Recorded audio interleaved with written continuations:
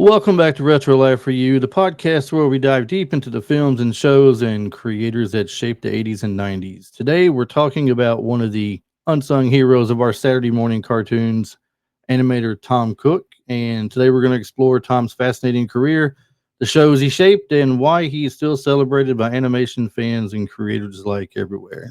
Tom, thank you for being with us tonight. I truly appreciate it. As I mentioned a while ago, unsung hero of our Saturday morning cartoons, afternoons after school for me mostly is what it was. Yeah, But some of the Saturday morning cartoons, I'm just going to throw a couple out there. I believe that if I read correctly, Thundarr the Barbarian, correct. that's one of my favorites for sure. My Yeah, well, favorite as well. yeah, and then I see He-Man with Travis. That was my after school cartoon, Travis. Yeah. I believe Yeah, you had a part I'm with the here, guys. I'm Smurfs. here, guys. Hey, everybody, I'm here. I'm here. Even though Chris didn't even introduce me, I'm here, guys. We're Well, so excited about Tom. I mean, I was going with the important people, not the ones that All are here right. all the time. I mean, I don't even think I said my name either, as far as that I don't goes. think you But did. It's like I'm it's so pretty sure fantastic to have you on too, though. after By the about way, after fun to about meet you. 200 episodes, they probably know us by now. So Yeah, maybe. we're probably good there. Yeah. Let's see. Thunder the Barbarian. There was the Smurfs, I believe. Gosh. Saturday Fat mornings. Albert, Scooby What? Doo. Scooby Doo and Scooby the yeah, Doo, Scooby and Scrappy Scrappy, Doo, I Fat believe. Albert, Ghostbusters, She-Ra, Brave Star, Garfield, Smurfs. What? Okay, that's a question for Heathcliff, later. But Plastic Man, Mighty Man, and the Ugliest Dog, Yuck. Flintstones, Jetsons, Roger Rabbit. So lots and lots of stuff. Yeah, lots and that's lots. dude, you've probably got so much to cover. We could talk for like 3 weeks. I swear. I mean, Even did Tom even did some Gojira. Gojira. Gojira. Even did some Godzilla. yes. Well, now was that the Godzilla cartoon where they had the little Godzuki on it on the Yeah. show? Mhm. Yeah, Yeah, late 70s. yeah, I thought that's. I used to see that on the USA Cartoon Express on Sundays where I lived. More Um, than more than and even beyond that, Tom you did a lot of illustrating for books as well, yes? Like I probably had I don't know if anybody has all the little golden books, but I had tons of little golden books and Muppets and stuff like Yeah, that. no, I didn't do any of the book stuff. You didn't do Everything any I of the did books? was TV or movies Okay. or commercials. Okay. I thought you had done some books as well. No. I was curious. So I know Masters of the Universe was a big thing that you did, practically in between He-Man and She-Ra and the movies that they made for it. That's like I said, a part of my afternoon after school cartoons. Were you a part of anything like GI Joe as well? No, sadly, in 1981, so I started 1978, and in 1981, um, we were kind of warned by Hanna-Barbera that if we went on strike, the Motion Picture Screen Cartoonist Guild, if we went on strike, they would close the studio and send the work to Japan and Korea. Mm-hmm. Well, What? the union decided to go on strike. And guess what happened? They closed the doors and sent all the work over to Japan and Korea.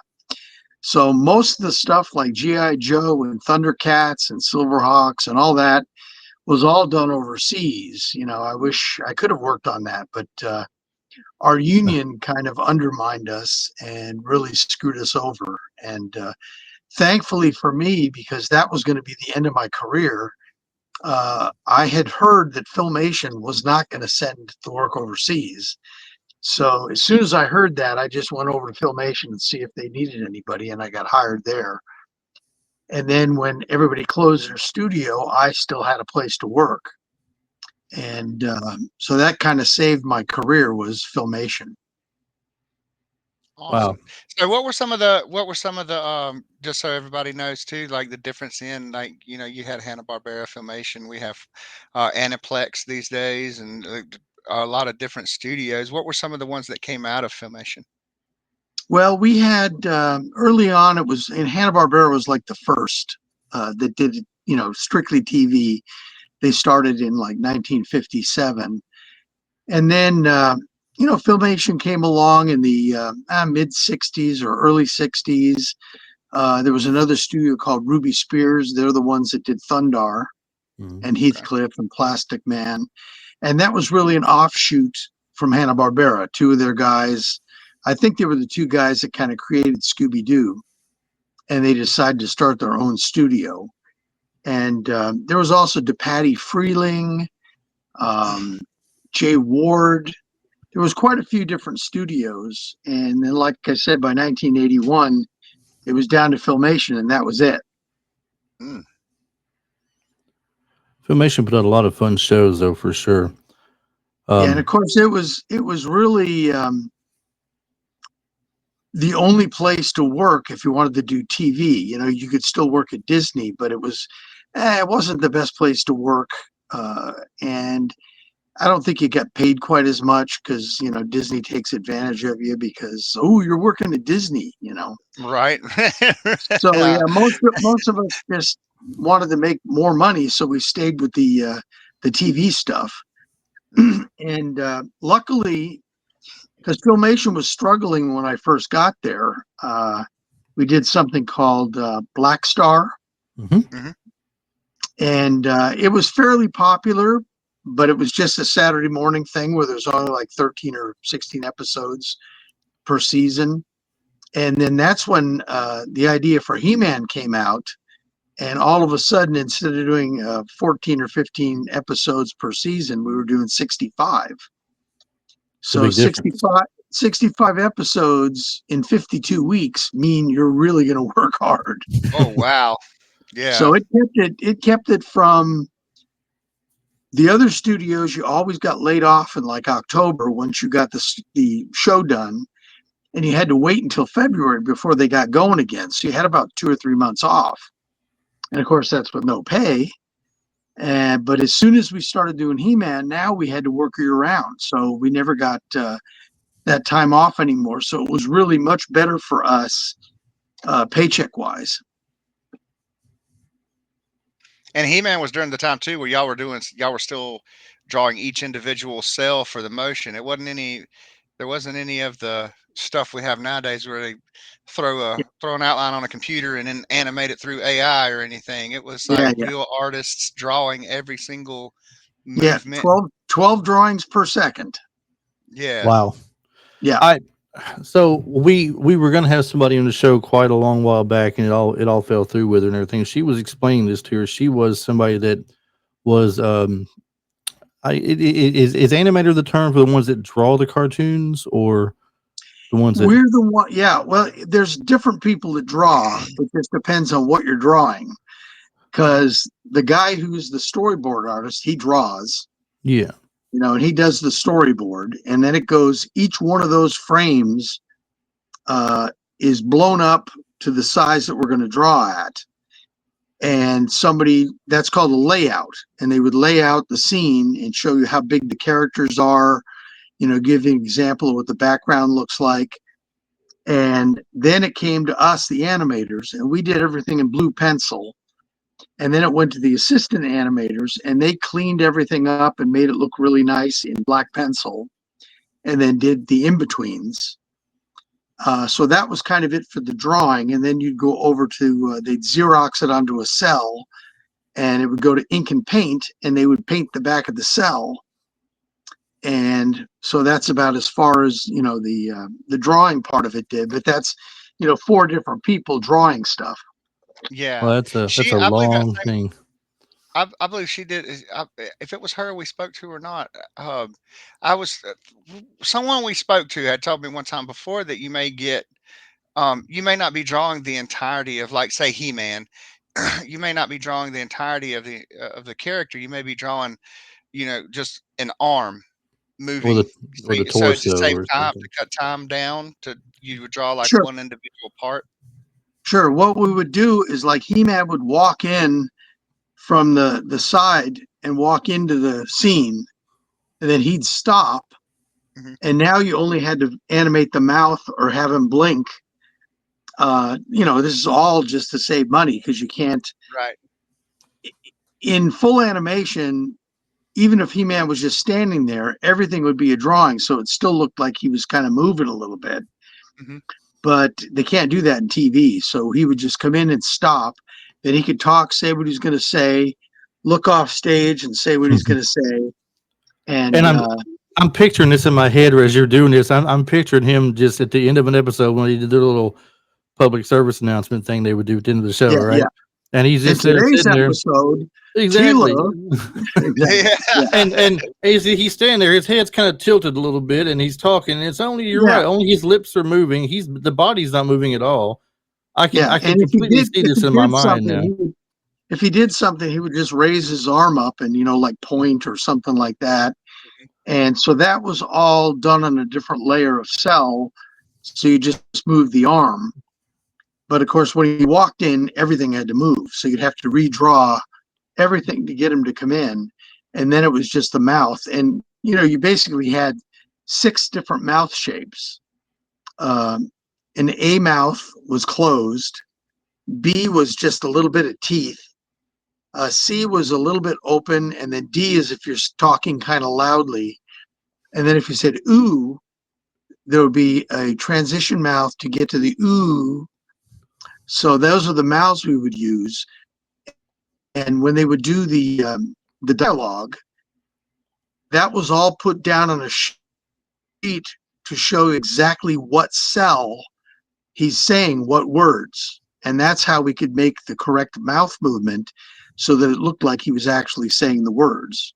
So it's actually that's so cool too. That's so cool. I'm relating that as you're talking about it too to how everybody's into anime nowadays. The Yeah, Japanese animation, unfortunately. right? I never And was an anime fan myself. but it's funny how dub versus sub. But it's like Yeah, hearing you say that everything's dubbed. So yeah. it's like it's a Well, funny little now thought their in my mouth is just brain. going like this, and it's just they're just dubbing whatever they're saying, and it doesn't match Right. up at all with Well, what the that's one of the mouth reasons is too. doing. We've noticed in all foreign film that gets dubbed, you'll have extra words or stuff that they didn't say. If you watch, like, I like watching like Gerard Depardieu movies with subtitles. The old Right, big yeah. guy, French guy. And it's so funny because the stuff they're saying in English half the time doesn't match what's on the bottom. But then I realize it's because they have to try to make so it doesn't look like. So you want to fight me? So, Yeah, yeah. They talk it's, kind of fast. Yeah, very yeah, jerky yeah, and yeah. very fast. So I noticed too that you did talking about the different stages that it goes through as far as an animator is concerned.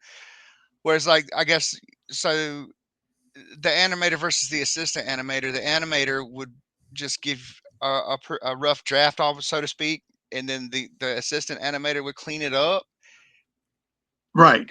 Yeah, So, we would do what they call the keyframes. hmm So like maybe drawing number 1, number 6, number 12, maybe. And if something's moving a little bit difficult, we would do maybe number 12 and 14 and 15 just to make sure that everything was going to flow the way that we wanted it to.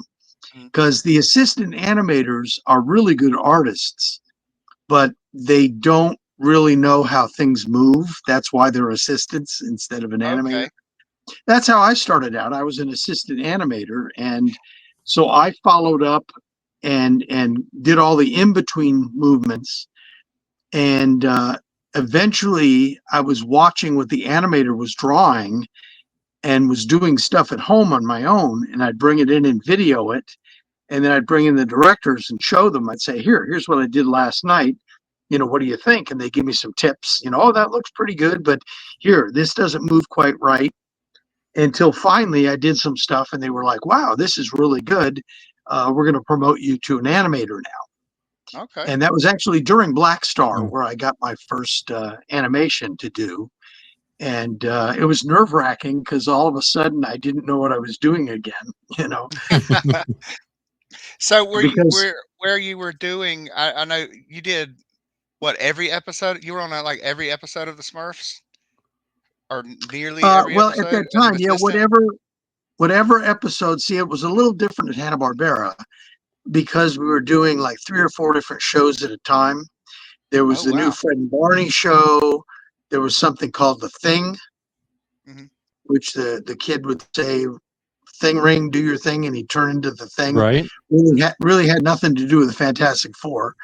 Right. We also were doing that Godzilla show and a version of Scooby-Doo. So every week you'd go in to pick up whatever scenes you were going to do. You got like maybe 15, 25 scenes, depending on how much work you could do. And, if that week they happened to be handing out Scooby-Doo, that's what you did that week. And then if you went in and they were out of Scooby-Doo, well, now they're handing you, Godzilla. So you Right. didn't work on every single episode, whereas when I was working on He-Man and then She-Ra and then Brave Star, that was the only show we were working on because it was 65 episodes long, Okay. and that was the only thing that we did. We didn't have another show on the side. Gotcha. So that's what I was looking at too. That's wild to know as well. But that's what I was piecing together too. Is so you were doing assistant animating and animating like during the same time frame too. So you were just kind of doing a little bit of everything as you went along during those years. Well, yeah, it like I said, when I started, I mean, I got a really weird way to get into the business that I really had no experience at all. I had never done anything in animation. I didn't know any of the terminology. I didn't know what an in-between was. I knew nothing.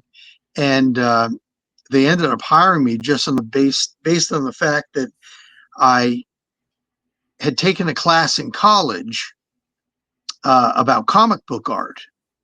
And I really took that because I was a big comic book fan and I wanted to learn more about comic books. But I also wanted to meet the teacher, whose name was Don Rico. He did the Daredevil, that was the old Daredevil that was half black and half red. Hmm. Hmm. And he also did some Captain America back in the 50s. So when I brought my portfolio in, it was all superhero stuff. So it was all Nice. Spider-Man and Fantastic Four and that sort of thing.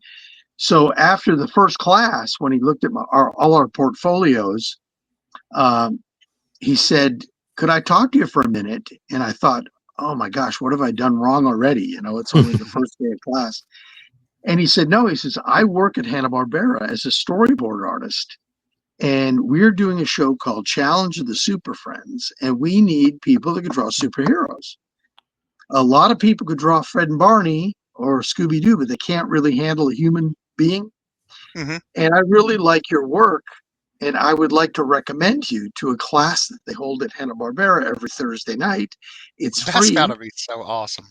and they will For train sure. you in the basic animation skills that you're going to need. And sometimes they hire people out of the class. So I was a transit bus driver in LA. So driving a bus, in fact, my route went right by Hanna-Barbera every day. And I would go by there just saying, man, I'd love to go in there and just, tour the place. And next thing you know, I'm taking a class there.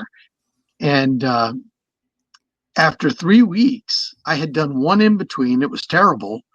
I still have it. I still have.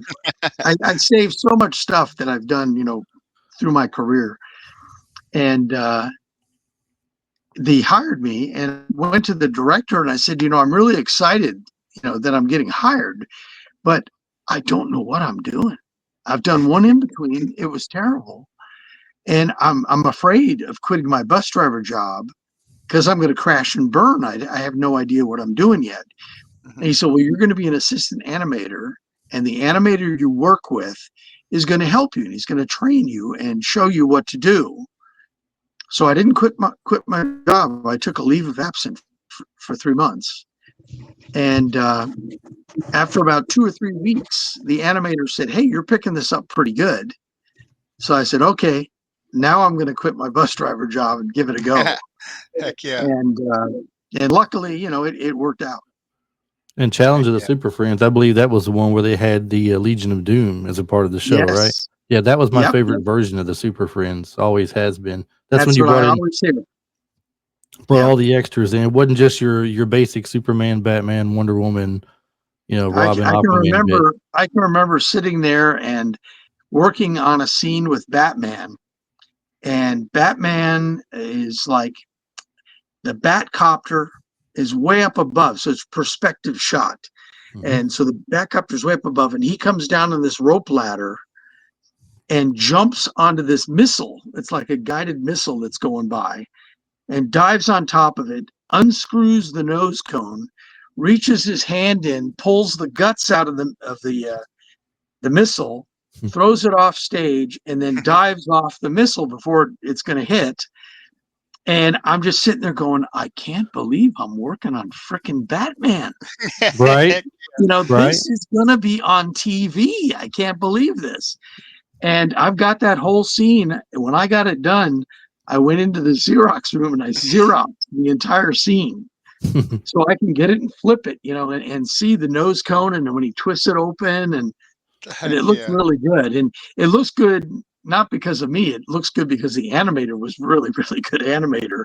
And so it was very easy to follow in his footsteps and clean it all up. Because it was a really difficult scene, and I was like so nervous because I was afraid I was going to screw it up. But so that was the part about it, is that I had no right to have this job. See, that's really super cool, because I've always told people, I always thought doing voiceover work for the cartoons would be really fun, but I mean your job you have sounds like way cooler than being the voice of one of the cartoons. Yeah, it was cool. And I have a friend of mine who did the voice of Scooby and Shaggy in Zombie Island, Scooby-Doo and Zombie Island. And I'm always kidding him. I said, you go in, talk for 15 seconds, and I go out and spend 3 weeks drawing it. That was always my daughter's thing growing up, with the Scooby-Doo movies. She really, really loved those. I don't remember what it was called. It was some kind of a vampire Scooby-Doo cartoon, but she would call it the Wowie Who's, all I remember. And that wasn't the name of it. It's something else. That's how she could pronounce it. But Right. I mean, Scooby-Doo was my all-time favorite growing up, and I would sit and watch those movies with her all the time. Yeah. And the animation always just got better, and the voices, there were different people ended up picking up voices along the way, I know, but they made it, just as special each time when the movies came out, I thought. No doubt. When you said with Hanna-Barbera, are they the ones that were sending some of the work overseas, you said? Well, yeah, for the first, when I started in 78, everything is in-house. There was nothing done overseas. But one of the problems was that we were getting, I think it was roughly $17 an hour as an assistant animator. So I wasn't the animator, I was still the assistant. But $17 an hour in 1978. Oh, wow. Yeah, was that's still was a quite a lot bit. of money. Yeah. Yeah. And I remember the union saying, we want $36 an hour. And I said, well, that's ridiculous. That's way, way too much money. They're never going to give us that. It's because, Hanna-Barbera was popular. It was doing well, but it wasn't like they were multi-billionaires. They were struggling to keep, some shows didn't do well. And so I said, let's make it so that Hanna-Barbera can survive, because I'm surviving. I'm making enough money. And I would like to have it so that instead of getting laid off every October and having to wait 3 or 4 months to get work again, if we could fill that in with work, that would be the raise. Yeah, there's always that greed factor, though, that sets in. And so the union just refused to listen to reason. And, we went on strike, and we had to just give up the strike after a month or so. We just said that, it's too late. They'd already boxed everything up and shipped it to Japan.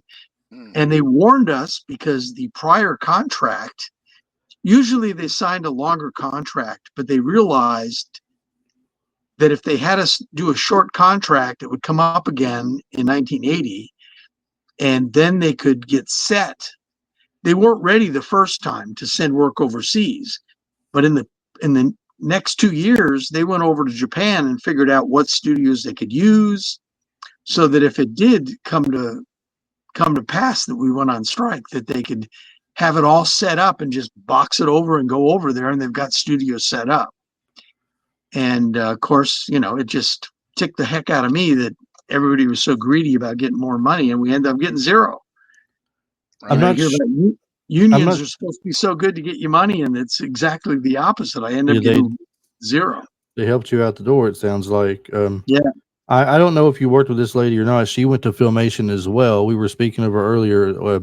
Her sister come on our show a couple of times with us, but her name was, I don't remember if she was Kim Stevens or Kim Dahl, Dahl last name, one of the two. yeah, She worked for Hanna-Barbera and Filmation both, and I'm sure a lot of people worked for the companies. You may never even run yeah. into her, Well, but especially ink and paint at Filmation was like downstairs. They mhm, had a whole area that was down and kind of away from everything.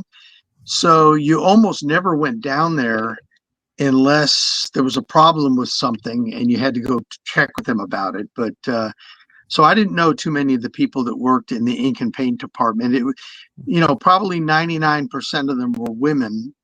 I don't know why that was, but it just seemed like men never got into the painting of cells and women did it and they did it pretty well. yeah, yeah, Um, and it was like, animators were in one spot. Even the assistants, especially when I first started at Filmation, the assistants were in another studio about 6 miles away because the studio had grown so much that they didn't have enough room for everybody. So they started picking up little places around the San Fernando Valley. And when I first started, that's where I worked. Was they called this Filmation West, and the head of the assistants realized I wanted to become an animator. So she said, "Look, I'm going to work it so you can go over to the studio where they're animating, and you'll be the fix-up guy. So if something gets messed up by the assistants, you'll be there, so they don't have to ship it all the way back the 6 miles. You could just fix it right there at the studio." She says it's going to be a boring job, but you'll get to know the directors, and once you get to know them, they'll listen to you, and they'll say, "Okay, go ahead and show us what you got." And that's exactly what happened. And so her name was Doris Plow. I think she's still alive. She's probably in her 80s, but she was a real sweet lady that was the head of the assistants and realized, look, if you want to be an animator, we got to get you over to the main studio. And it probably took 6 months, and I was an animator. So it was wow. really nice of her to do that for me. Sure was. Travis, you mentioned earlier something I want to bring up real quick, and then you can follow up on it with him if you want. We were talking about animation today. What's your opinion on the way animation is done today versus how it was done when you were doing it? Well, I always compare it to the music of today. It's taken a whole lot of people that don't have much talent Yep. and allowed them to get into the business Mhm. Yep. because you no longer have to draw to be an animator. Before, if you couldn't draw, you couldn't be an animator. Hmm. And now because they give you, see if I got something here I can kind of show you. Well, just this little bag here, okay? Mhm. They'll give you a bag in the computer, and if you want this bag to jump, you just Yep. bend it, pull it up, and off it goes. So it'll be the same bag going across like it's jumping. Whereas we would have drawn the whole movement of him going across so that his legs could stretch out a little bit and then the legs catch up, and then he does kind of a squat at the top of his arc, and then his legs stretch out again as he starts to head down. Well, Yep. now they don't bother doing that. They just make it move. It's not really animating, it's just moving across the screen, but it has no muscles. There's no gravity. So that's why everything looks kind of really blah That's on a computer. that's one thing I've noticed too. It's not, and aside from that as well, I feel like the artistry has taken a nosedive as well. Like Scooby-Doo cartoons and Teenage Mutant Ninja Turtles and stuff. The way they look nowadays, it's like, Yeah, it's like a kid drew it. It's like I yeah. can't. I feel But like Well, it's like I Rugrats said, may have it's just ushered in that kind of, like Rugrats and Ren and Stimpy kind of ushered in that style, but it's like I Yeah, don't know. Like I said, the artistry is just to me is gone. And yeah. I was going to say too, before we get too far away from it, it must have been an awesome feeling too to have somebody like you took that class because you admired that his artistry as far as like with the comic books. And I can imagine, like I'm a comic nerd too. I'm a huge Silver Surfer fan. Okay, And Ron Lim is my absolute favorite okay. artist Yeah, to I've met draw Ron Surfer. before. Oh man, I would love to meet Ron. He's my absolute favorite. Is at least as far as Silver Surfer. I don't feel like anybody else can draw him even See, just better. I had to put up, I had to put up with meeting Jack Kirby, who was my Silver Surfer guy. I Right, don't know, the right. guy that created him, maybe, you know. That's why I say, yeah, I feel like Ron does it better than Jack. It's like, but I don't know. That's why I say it must have been a wonderful feeling for you to have someone that you admired or looked up to like that. Take a look at your work and say, hey, man, right off the bat and go, dude, you got something here. You're good. Well, You know. and that's exactly right because look, I knew I could draw, but a lot of people can draw, you know. So Hmm. the fact that he kind of singled me out of the class, because there were probably, I don't know, 25 or 30 people in the class. Hmm. And the fact that I was the one that he called up to the front, and I was the one that he recommended to go to For sure. Hanna-Barbera's class, was like, well, I mean, maybe he sees something that, you know, I don't see, because I thought those other guys were good artists Hmm. too. But I'm sure glad that he noticed it because it really changed my life. No doubt. Well, it's like you had mentioned too, though. Drawing the human anatomy.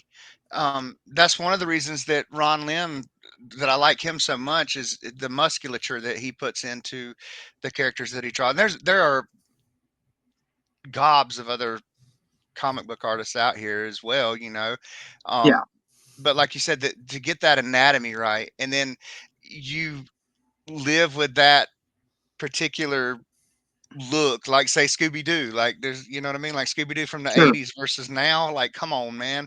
Or like the Yeah, original Ninja Turtles and He-Man, like there's nothing beats the design of old bowl cut He-Man. I mean, I yeah, just say he's the best. You know what though? You know. Thank you for saying that because I don't remember if it was you, Travis, or Mhm. somebody else got me to watch He Man. Is it Evolutions or The Revolution? one that Kevin Smith did is okay. I like it. I Revelation. like it. Revelations. Thank you. Yeah, yeah. The style is just way too off for me versus Well, watching the He Man I For grew up it's with, sure. and I had a it's hard the time really getting closest. into it. It's the closest to Hmm. the original as Right. far as look, Hmm. but it's still what they did to me. What they did is Tila all of a sudden was this really butch chick with a shaved hair and kind of a, And you nearly know, the kind main of, character. yeah, Yeah, yeah, and she just wasn't nice, and Hmm. that was the girl that you thought that He-Man probably had a thing for, you know, Right. and then Evil Lynn looked just like Tila, the same butch Hmm. look, Yeah. and it just they took our characters and just changed them so much Right. instead of following. I say this almost every time I do a con and I do a panel, this comes up, and it's like you have a show that was around the world, probably the most popular cartoon show in history, and you change it to do a new version. Hmm. So everybody ends up hating it. Why don't you do it like the show? Just do new stories. You know, Right. do instead of stories for 8-year olds, let's do stories for 45 years olds, There you but go. still keep it looking just like it. And then you'd have a billion people that love it instead of a billion people that hate it. I agree 100%. a Yeah. hundred spot percent. spot on. Yeah. Yeah. Make it a little more violent. Make it a little more. You know what I mean? Like if you Yeah. want to update it, like you said, mature it. Let the show Well, mature, and then keep that what because we fell in love with when we were it was kids. done for little kids. You know, Hmm. people they'll always say, well, it was stupid. Well, it's for little kids. It's not supposed to Exactly. be for grown-ups. Right. Right. Right. Yeah. Right. Other than He-Man, which we know you did a lot of work on, what was your favorite outside of He-Man to work Thundarr. on? Thundarr? Yeah. I love that because that's In like fact, I said Thundarr. when that's where I when Heck yeah. met Jack Kirby, because Jack Kirby was one of the creators of the show. Oh. that was my well on Saturday mornings I had two that I just would not miss, and one Yeah. was Spider-Man and His Amazing Friends, and the other was Thundarr the Barbarian. Thundarr came Yep. on ABC, and Spider-Man was on NBC. They were about a half hour apart. There was Spider-Man, then a half hour went by, and then Thundarr was the last one on ABC for me where I Yeah. lived.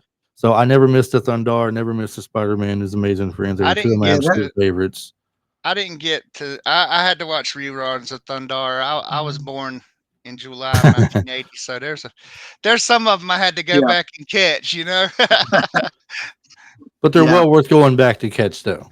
for So sure. I've seen Thundarr now, and Black Star, and Brave Star, and Smurfs, and Yeah. yeah, I grew up I on all of them. I can remember of all the cartoons where there was always a power sword of some sort, right? He-Man had the power sword, Black Star Sure. had the one. I believe the sword in Black Star was the one that was two swords, right? Right. Yeah, and then you had the blazing sword, for Thundarr. I was like, Yeah. that's the Overlord. absolute best. The Overlord in Black Star had the other half, Mm-hmm. and then it was the Sun Sword in Thundarr, Sun sword, not blazing which sword. My was bad. kind of cool because it attached to his wrist. Right, Hmm. and it And And did. then Skeletor and He-Man's two swords came together to create the one sword of power to unlock Grayskull, the secret chamber in the bottom of Grayskull. You don't remember that? The I don't. purple sword and the silver Yeah, sword. I I don't know. They certainly. stuck them Yeah. together. It was in one of the comic books. Yeah. Oh, see, that might have been a comic book, not a cartoon thing. Then, Yeah. Yeah. That's Maybe. what happens a lot. yeah, because I Because I don't know remember that. He-Man's a little different too, though. I mean, I know there were quite a few, quite a few cartoons that were done the same way.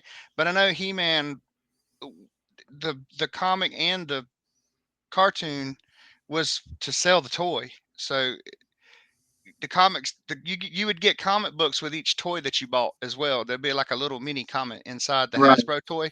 So and you would get different stories through all of them too. Well, that was always the big confusing thing for kids because they already had the toys and the comic books all set to go, Hmm. Mhm. and they couldn't find anybody to manufacture the toy for them. And they kept asking the creator, how are you going to get the kids to understand what the story is about this character that isn't even on TV yet? Because Yeah. it wasn't going to be on TV. And they said, well, we're going to put a little comic book in. They said, yeah, but a lot of the kids can't read. And We so didn't that's think about that. so that's when he said to the guy, he said, well, we're going to do an hour and a half animated special about He-Man. So he's completely lying to the company, just trying to convince them to make this toy. Hmm. And so they said, well, if you do a cartoon, if you do like a special hour and a half cartoon, that sounds like that might work. And so they came running to Filmation and said, look, we have said we want to do this special. Will you be able to do a special? And Lou Scheimer, the head of the studio, said, well, why don't we just do a whole series? Nice. And the guy said, well, yeah, that sounds good. So that's how the whole thing got started. And we had been wrestling Filmation, and Lou Scheimer, to be specific, was wrestling with the networks because they kept wanting to look at every episode and censor what was going on and certain things you couldn't do and all these things, all these rules that we had to meet. Hmm. And so Lou said, well, why don't we do 65 episode run of He-Man, not put it on the three networks. Let's put it up for bid for your channel 13, your channel 9, your channel 11 across the country. And then if they decide to show it, they could just have the whole series outright. And that way the networks have no say of what the show's about and what's going on in it. and it sold like crazy. So that's what really, put this thing on the map. Not yet. So not getting corporate, so to speak, not getting corporate involved, Mhm. letting it Exactly. be. Yeah, because I imagine you guys. I mean, across the board, and really everyone that we've ever spoken to that's been involved in animation or drawing, comics, toys, games, all of it. We're all have this big imagination too, and just want to have fun and see things that make us happy or look cool or whatever. And then you get corporate involved, and it's like they get Yeah. into the money grab or they get into the censorship and they get into this and that, and it just becomes a whole totally different thing. Yeah. Happens all the time. What That's brought cool up? that y'all were able to get it. That's really cool. I didn't know that. That was an insight about the He-Man show that I didn't know. That's really cool to know because it's like y'all got it around, or they got it around corporate to get it to the You consumer gotta in you its gotta watch form. Netflix. They have something called The Toys That Made Us. Yes, Yes, yes. one Well, of there's our. one about He-Man. If you Mhm. watch that Okay, one, it goes into a lot of that. And there's also on Netflix something called, I think it's just called Castle Grayskull. okay. And it is more focused on He-Man, whereas The Toys That Made Us is the toy. The Grayskull is more just about the cartoon. Okay. Okay. I would definitely But check those out. they have a lot of insight into that. That's stuff that I didn't even know when I was there. Right. I've seen a couple of their episodes. They're really good. I have not Yeah, gone back and watched all of them yet, but I did enjoy the ones I've seen. you got to see Um, the He-Man one. It's really good. what I'll brought watch up that. the concept of She-Ra, going from He-Man to making She-Ra at that point? I'm assuming that Lou Scheimer was always the guy that was always thinking about stuff. Like with Black Star, which was right before He-Man, he was supposed to be black. He wasn't supposed to be a white guy in a dragon. It was supposed to be a black guy in a dragon. But Mhm. the networks wouldn't let us do it. Wow. What? So we had to make him very, very dark. So he was very tan, even though he was a white guy. And with Brave Star, that was the first kind of Native American character. Hmm. And with She-Ra, I'm sure it was let's put out a cartoon for girls because there really weren't any cartoons for girls unless it was, you know, little kiddie things. They didn't Right. have an action show. Like Jim, I You think had was the Wonder most grown up. Woman. Yeah, you I had think Wonder Jim and the Woman and Super holograms. Friends, but she didn't have her own TV show. And Jim and the Holograms, yeah, that was also done in Japan. Oh, okay. So you could tell the style of the art Hmm. when they start throwing in these shadows and stuff, because what they're doing is they're really not animating. It's real quick cuts between one scene to another.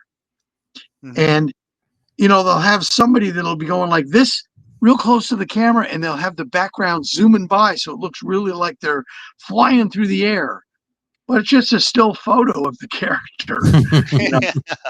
Whereas we would actually draw the character jumping through the scene. Hmm. So everything in anime is like really quick cuts with these really dramatic angles to make it look like it's really animated well, when it's really not animated hardly at all.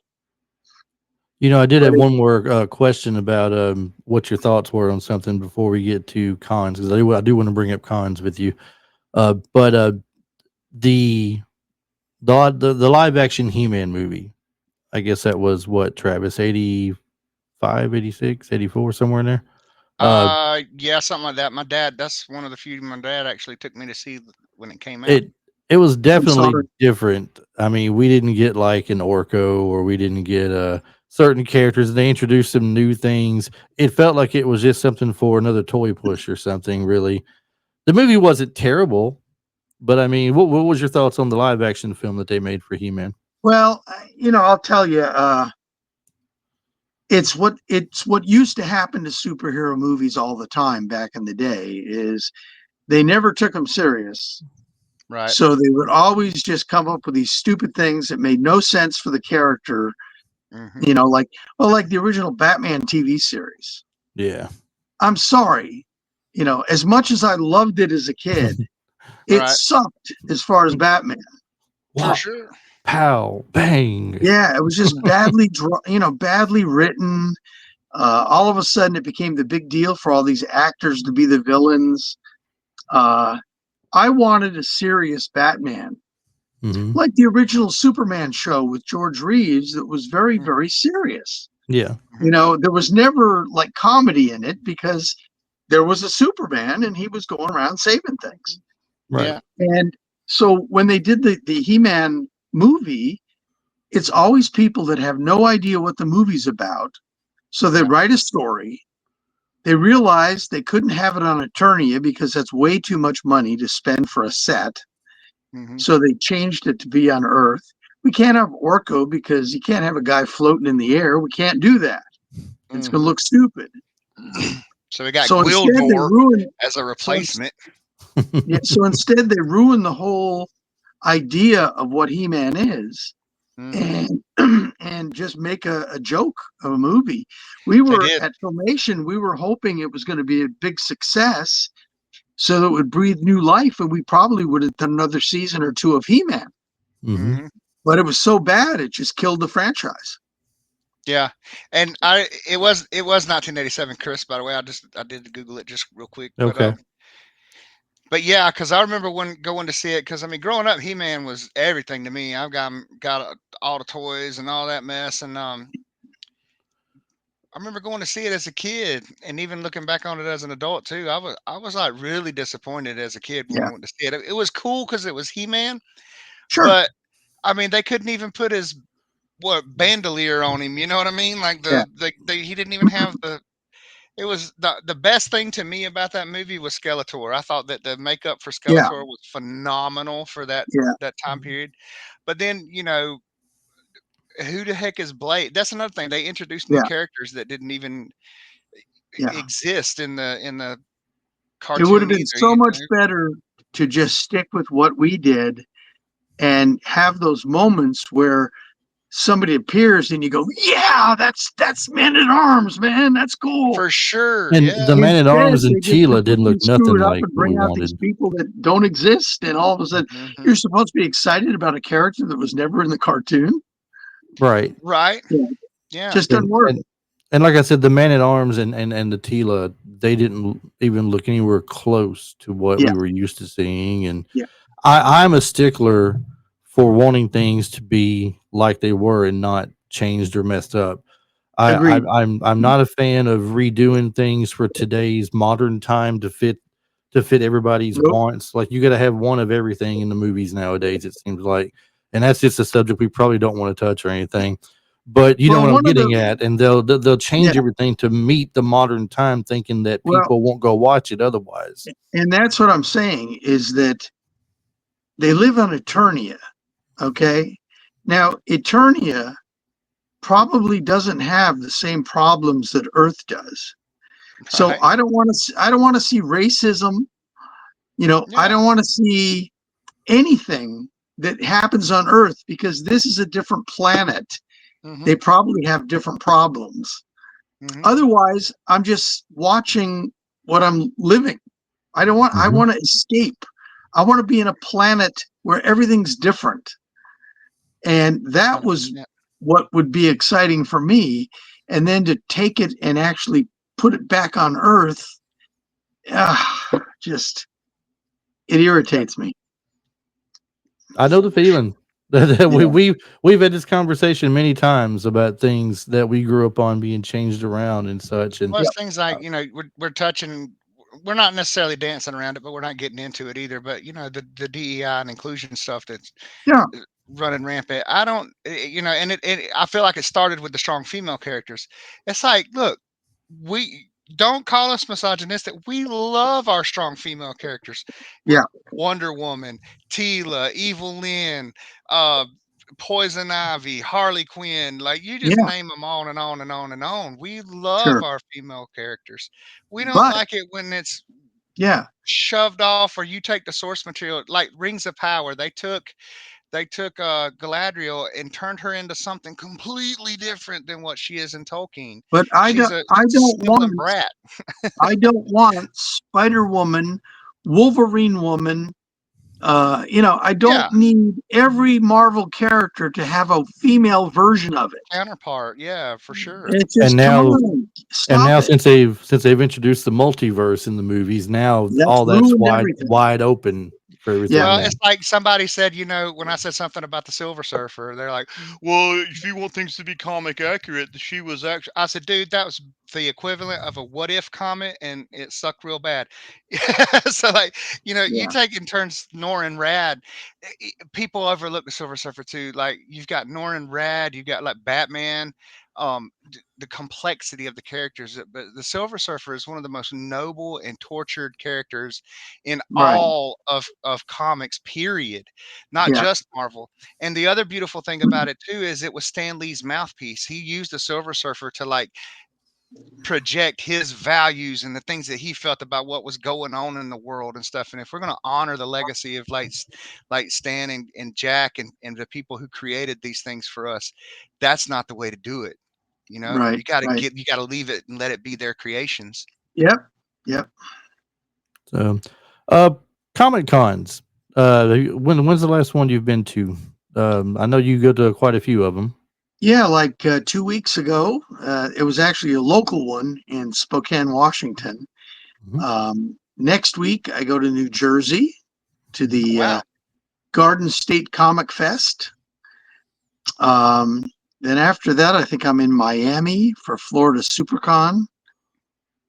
So I'm traveling all over the place. I'll be, New York is the biggest for me. That's the one that I do in October. That's like a 4-day show. Wow. And I fly there. I spent like the whole week, in New York. And that's kind of where I grew up, not downtown New York, but Long Island, which was, 30 miles away. Right. And so that I really love going back there. But I do probably two a month. Heck yeah. That keeps you Yeah. busy and keeps you on the run for sure. I'm retired. So I have nothing else to do. Yeah. And it's always fun meeting the people, I'm sure. I mean, because I have a blast when I go. I have a blast meeting the people like you when you that are there. Of course, I haven't got to meet you at a con or anything before, but as far as animation and voiceovers and stuff go, I got to meet Larry Kinney that does the voice of Oh, I Lion-O. know Larry. I Larry, know Larry. he was a really great guy to talk to and Yeah. everything. And My uh, agent, my agent is the same as his. that's Oh, cool. cool. That's cool. Yeah. We had Neil Ross on with us just about 2 or 3 weeks ago, and talked with him I about. always kid Larry though because he did the Japanese stuff. I did American. I got to meet Peter Cullen in Knoxville. He was Yeah, great. I've met him too. He was in Thundercats. Yeah, no, was he Thunder? No, he was Optimus Prime in Transformers. What are you doing? What do you do in Thundercats? I don't. He was somebody. I'm not sure what he. I'm not sure. I'm sure he did. He was in a lot of stuff. He's like not as much as Frank Welker. I'm sure who's in every last Right. thing under the sun. Yeah. But and that's one person I'd like to meet that I haven't got to meet also at a con. So I uh, met Frank. I gave him. I did a drawing of Fred from Scooby-Doo mhm. and gave him the drawing, and then he was very very nice. Heck yeah. Have you been to any in Nashville lately or I recently? came to Nashville a couple times at Wizard World had one there. Yeah. And I did that a couple times. Real good. I loved it. I did the typical thing walking downtown, went to Ernest Tubbs record store and, loved it. Went into Marty Robbins used to own one of the bars there. We went in and watched that. And I had a friend who was really up on Nashville. So he took me around and showed me where Chris Christopherson used to, his apartment and all that sort of stuff. Well, that's neat. Sure like to come back because I loved Nashville. Yeah. But it's real difficult when different people run different cons and then they Yeah. switch people. I've had trouble this year. I tried to get into the show called SummerCon in Washington State, And I've been there every year because the guy would just say, give me a call a couple weeks before the show and I'll save you a couple tables. And so this year I couldn't get a hold of him. And when I finally got a hold of somebody that responded to me, they said, he's really not involved in the show anymore. So we don't really have any spot for you. That's where I would be right now. I'd be driving home from that. But Wow. so that happens with these other shows. You get a contact and then they leave the show. And then you struggle to find somebody that, wants to bring you in. We That's have wild. several. We definitely have like they would several want here. as We many get as they can the. get. What's that, Travis? That's wild. It seems like they would want as many as they can Oh muster, yeah. as many people in as they can get. Because I know around here, I'm in South Carolina, and for me to get a big con, I have to go to Charlotte, Atlanta, or come out to Chris, which I hadn't done yet. But we get some names in, but we get like a headliner, and then we get a lot of Yeah. wrestlers, and Uh, but yeah. our shows are a lot smaller. Yeah. I've done Charlotte. Mhm. I've done something in North Carolina. I think it was Greensboro. Yep, Is that North Carolina? it is. It is. Yeah. I think I've done that a couple times. So I've done that, and I did somewhere in Virginia. I did Richmond once. I did Roanoke, Virginia. I don't think I've done Atlanta yet, but yeah, the South, and it's a good place for cons because, see, if I go to LA Comic Con, Mm-hmm. well, most of the animators live in LA, so nobody cares. I mean, obviously they still want to meet you if you're a Scooby-Doo or He-Man or whatever, but Right. That's probably they're like, like. oh yeah, my next door neighbor's an animator. But you go to Nashville, and it's like nobody knows an animator. So I'm really a Right. rare. See, That's here the in way. Nashville, what it is if we see a country music star walking down the street, it's no big deal because you see them in Exactly. different places all the time, right? Uh, Exactly. That's I exactly what I'm when I talking about. was young, I worked in a couple of grocery stores in Nashville, and it would be nothing to see Amy Grant come in, or Ray Yeah. Stevens, or Mel Tillis, or someone like that come into a store, and then some of the times they were nice. Ray Stevens would never speak to anybody. He'd walk with his head down like this, look at the floor. Yeah. And he didn't want to be talked to. And then George Lindsay was the guy that would come in, and Goober. he would get upset if you called him Goober. Yeah. It was supposed, but I'm like, dude, that's what made you famous. Run with it. All right. Yeah. Look at us There's and a say lot of Judy, people Judy, like Judy, that. and go on your way. Yeah. There's a lot of people like that don't like being called what they became famous for. I mean, Yeah. Spock. I mean, Leonard Nimoy hated the fact that he was Spock. And it's like, dude, that's the only reason you're a millionaire is because of Spock. Right. What else did you do? Because I don't know a Yeah. whole lot else he did other than that. I'm sure he did. He directed and stuff, I Well, think, right? he But I did mean, Mission Impossible. He did Mission Impossible, but it was Mhm. kind of after Mission Impossible was really popular and some of the main characters left, and he came in to take over. But yeah, don't complain about what you were because that's what put you on the map. Yeah. and That's that's not. what I We've go got a ahead. place around here called Toy Federation, and in the upstate in Greenville, South Carolina, and they do a lot with people that come in too. They've had Tony Todd come through, one of probably my favorite horror actor ever, because he was the one. For some reason, when I was that age, when Candyman came out, Candyman just scared me to death. But we get a lot of horror actors that come through there, and a lot of not a lot of animators, but yeah. So if you do get out to South Carolina, the Toy Federation is amazing. They have probably the best collection of He-Man and just any toy that you can Nice. imagine. They've got all the first runs and the old first run Sure. metal Transformers and things like that. But they try to do a lot in conjunction with 93.3 The Planet radio station out here to really treat our guests that come to the state that do have your kind of background, or the background and just the things that we remember as kids and that shaped our lives. And I'm a very good guest as far as I'm really fan friendly, and I usually do a pretty cool panel that kind of tells you how I got in the business and then takes you step by step how a cartoon used to be made in the good old days. and it's usually pretty well received. And because there's some people that just are not good guests. I mean, they're not very friendly. They're just there to make money.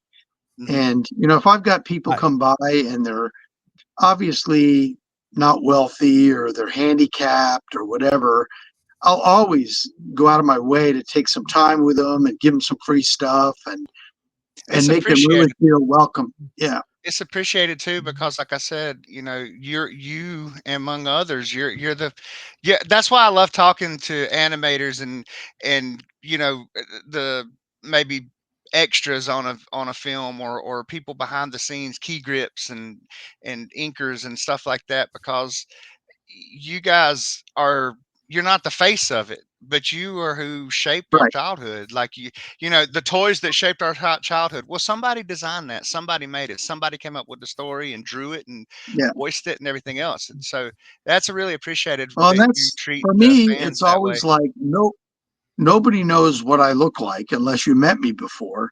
Right. So I can walk anywhere and nobody bothers me. Whereas if you're, Eric Estrada, I mean, every Right. 2 seconds somebody's coming Watch up and out. wanting a photo with him. See, that's funny. He's So gonna be here in September, I believe it is, near just yeah, outside of Nashville, a place called Gallatin.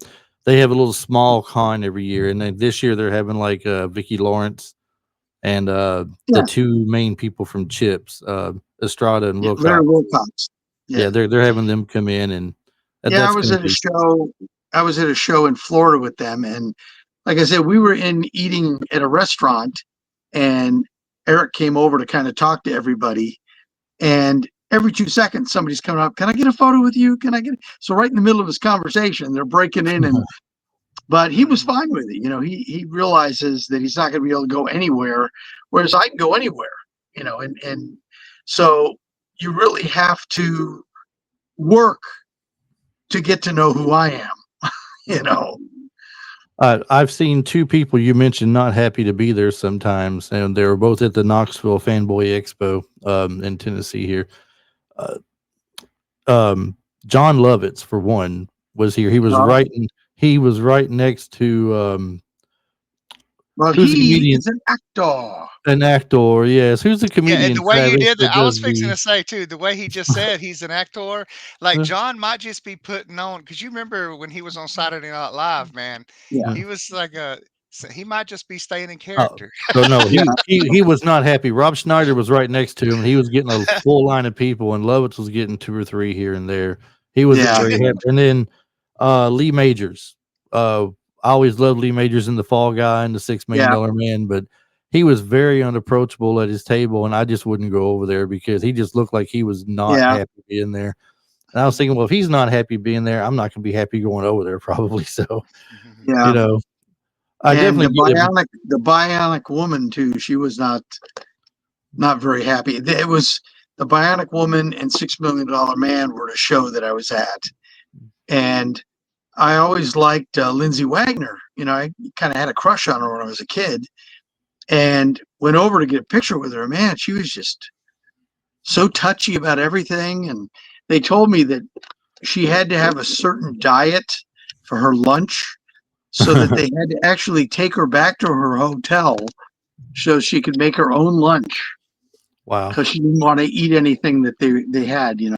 I I And I will was like, say that Travis and I have been pretty blessed with people coming on here and talking with us, and Hmm. we have For one sure. person in particular that we always say is like, friend of the show for sure. She's been on with us 4 times already, and it's Catherine Mary Stewart.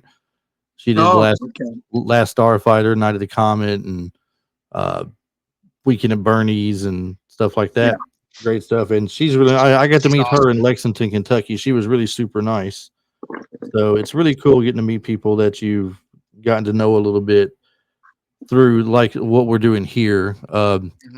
Eventually, I'll probably find you at one of these Comic Cons. I'm sure, yeah, yeah. with as many as you do and everything. I've done Fanboy a couple times, but the last time they kind of messed up, and I was supposed to leave on Monday, Hmm. and they come up to me at 2 o'clock in the afternoon on Sunday and said, "Okay, we're leaving for the airport at 3 o'clock." And I go, "Well, I'm here till Monday." He goes, "No, you're leaving tonight."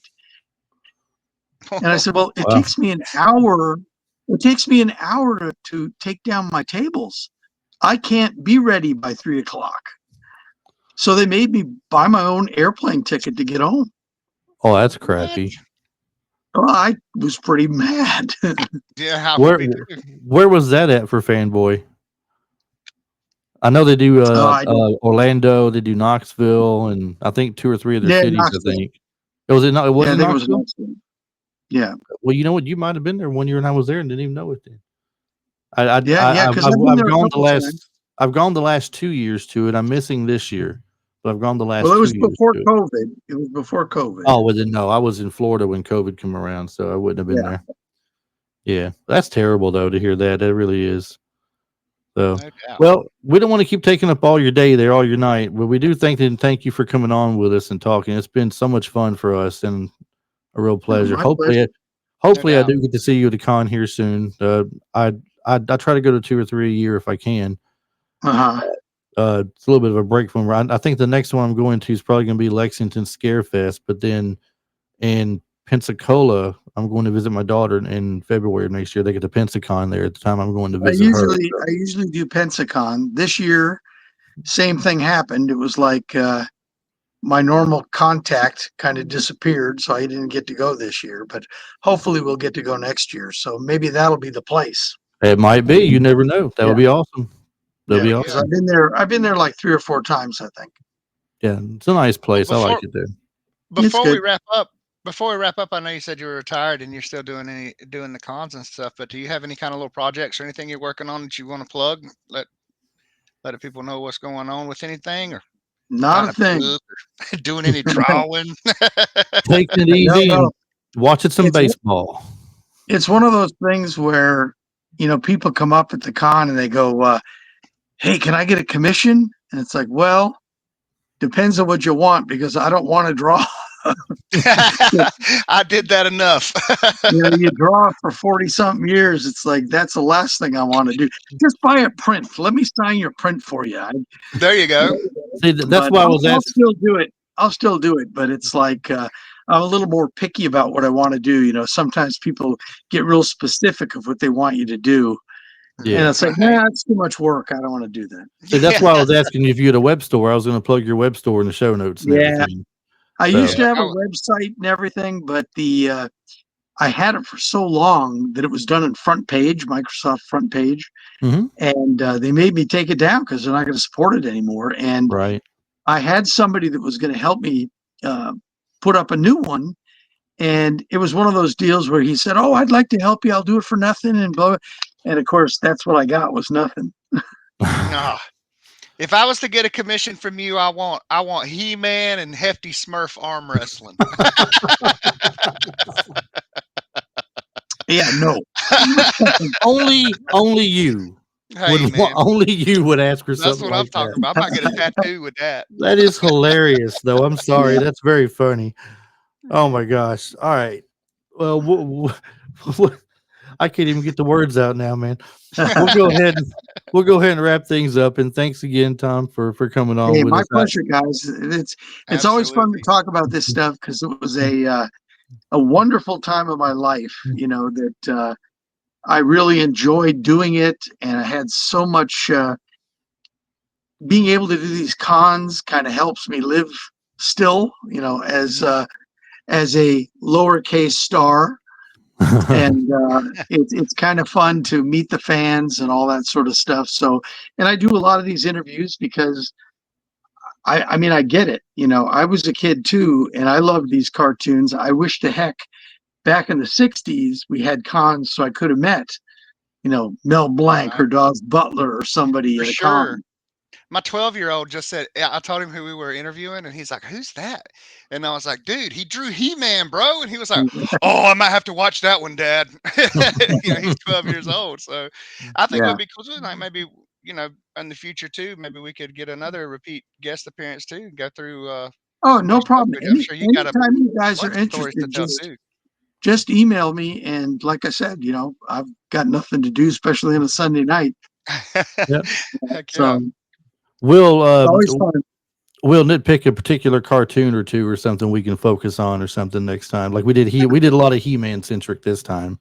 Maybe Sure. next time we can do a lot more Thundarr or a lot more Absolutely. Super Friends or something along those lines or something. So Or dive Be deeper into, awesome. like you said, the process. We got a wealth of knowledge sitting here with us too. I'm You know, diving saying, deeper yeah. into the process of Well, and how I've things got used to go. you can't really see it behind me because my chair's in the way, but Mhm. that little corner right there is my desk. You can see my animation disc. I Oh do. yeah, right Yes. behind you there. Yeah. Yeah. Yeah. So that's the desk that I worked at Filmation. Wow. Well, I can And see I've got, something else I'm jealous over already. I see some Super Friends on the shelf back here, it looks oh like. yeah, I've got a whole wall full of stuff and just all sorts of collectible stuff that I've collected through the years. Well, And Tom's got something on us though, Chris. Tom's got a upper leg though, because even if you don't feel like drawing, you can draw something and be like, yeah, that's an original right there from the guy that drew the. Yep, there That's you go. it was, authentic. So anything you draw is going to be authentic. I'll tell you, it was very, very nice. And this is some of the unexpected things that you get. I've got 4 granddaughters, and they're in their teens. So they really never got to watch any of the shows that I did. But one of them, for her birthday, wanted me to draw a picture of Velma for her.